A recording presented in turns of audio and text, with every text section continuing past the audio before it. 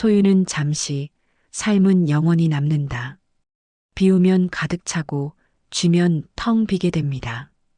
역설 같지만 이것이 삶의 진리입니다. 소유는 잠시, 삶은 영원히 남는다. 법정 스님의 이 한 문장 안에는 우리가 평생 찾아 헤매던 행복의 열쇠가 숨어 있습니다. 오늘 여러분과 함께 나누고 싶은 이야기는 단순히 물질을 버리라는 금욕의 메시지가 아닙니다. 우리가 진정으로 무엇을 위해 살아가는지, 무엇이 우리 존재를 의미 있게 만드는지에 대한 근본적인 질문입니다. 우리는 매일 아침 눈을 뜨면 무언가를 확인합니다. 스마트폰 알림, 은행 잔고, SNS의 좋아요 숫자.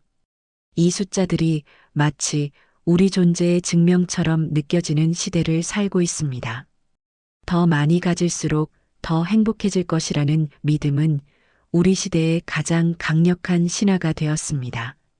그런데 이상한 일입니다. 우리 부모 세대보다 훨씬 더 많은 것을 가지고 있는데 행복 지수는 오히려 낮아졌습니다. 옷장은 넘쳐나는데 입을 옷이 없다고 말하고 냉장고는 가득한데 먹을 것이 없다고 느낍니다.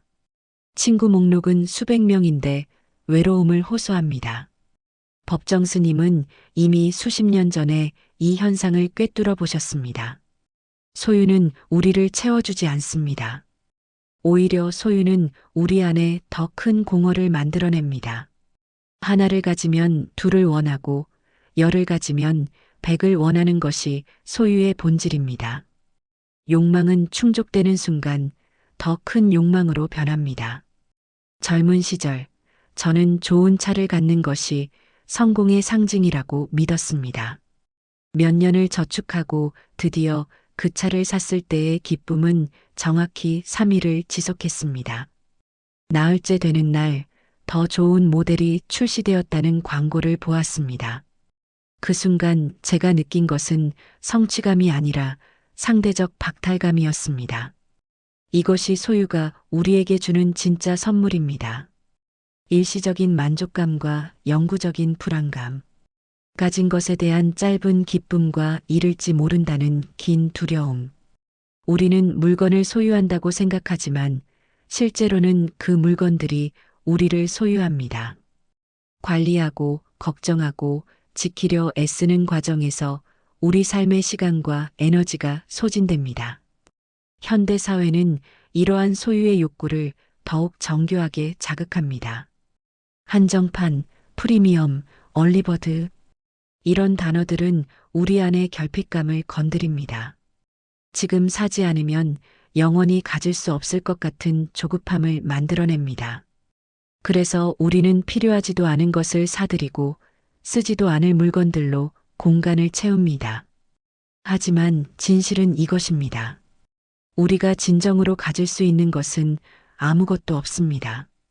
우리가 소유라고 부르는 것은 사실 잠시 빌려 쓰는 것에 불과합니다.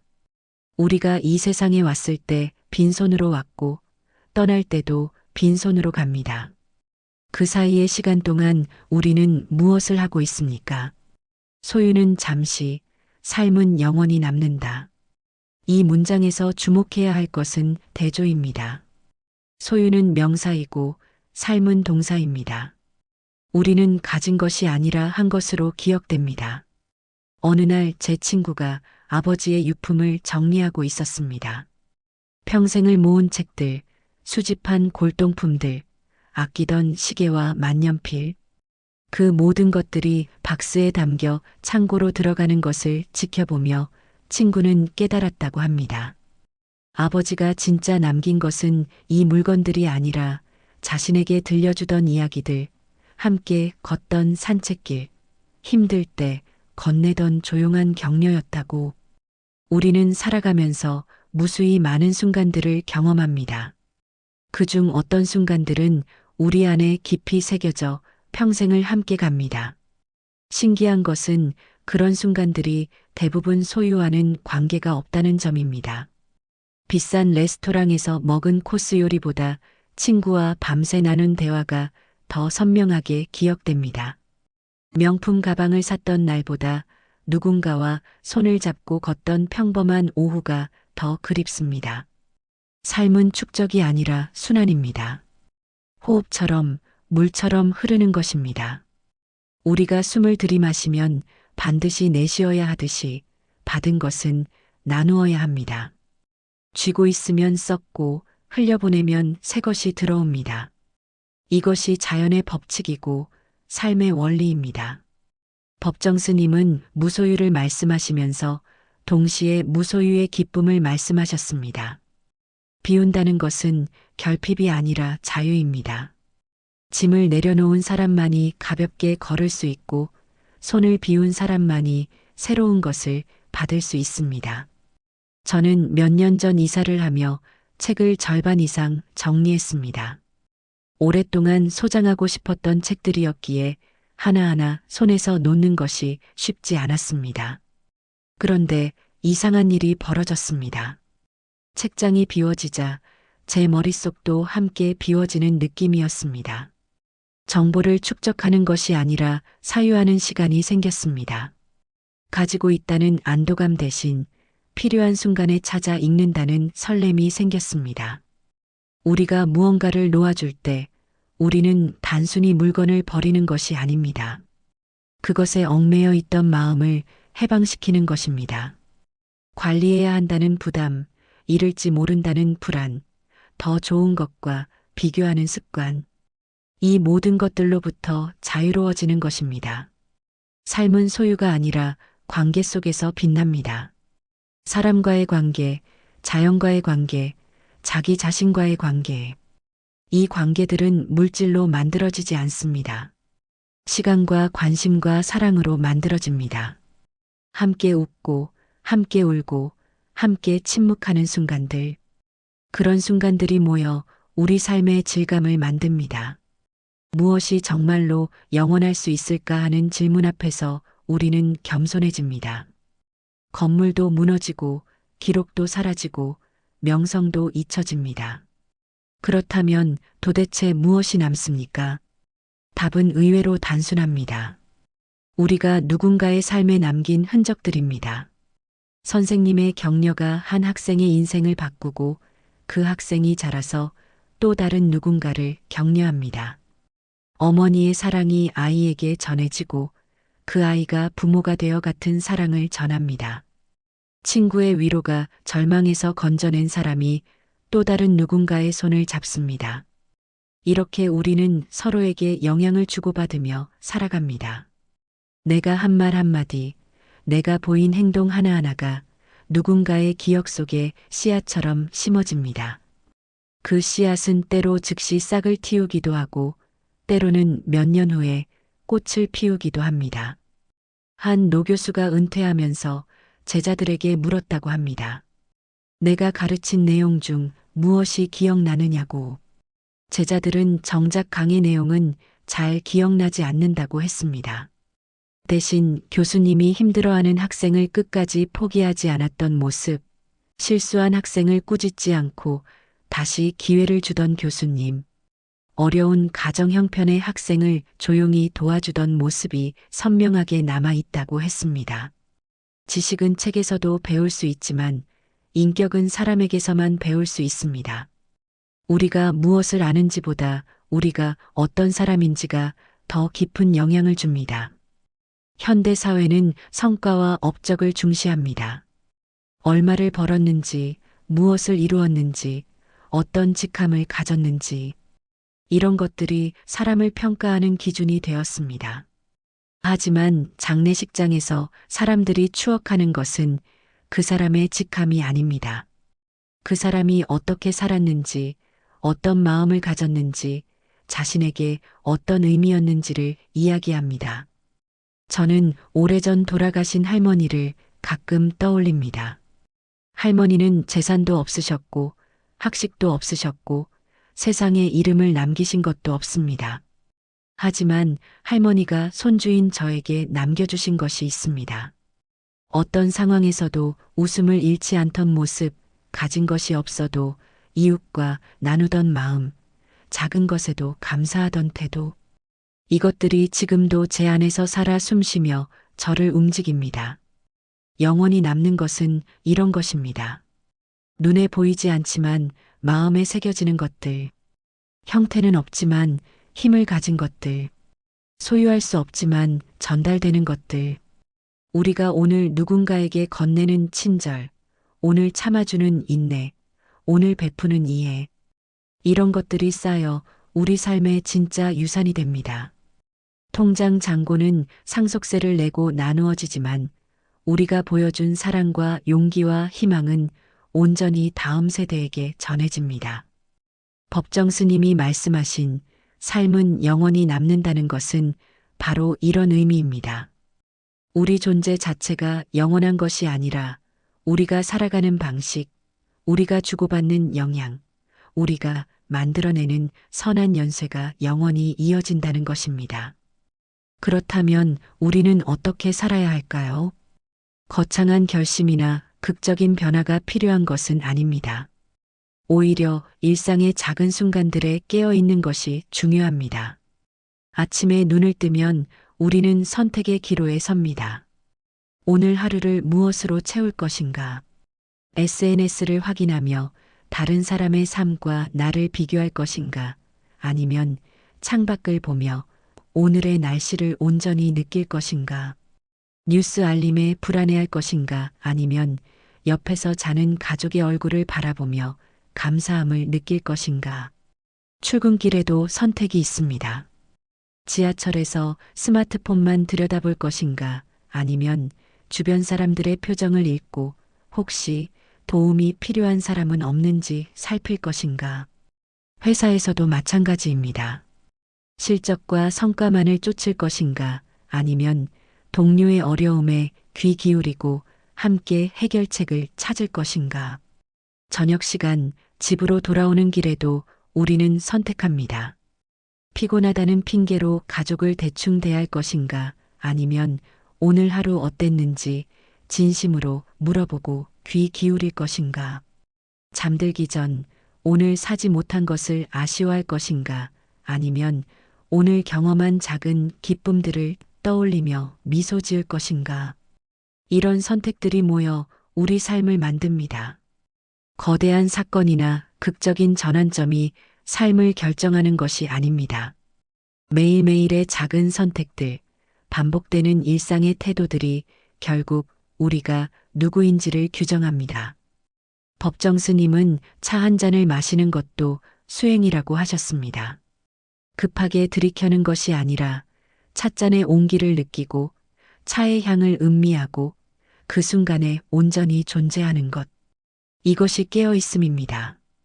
우리 시대는 멀티태스킹을 미덕으로 여깁니다. 동시에 여러 일을 처리하는 것이 효율적이라고 배웠습니다. 하지만 진실은 이것입니다. 우리가 한 번에 여러 가지를 하려고 할 때 우리는 어느 것도 제대로 하지 못합니다.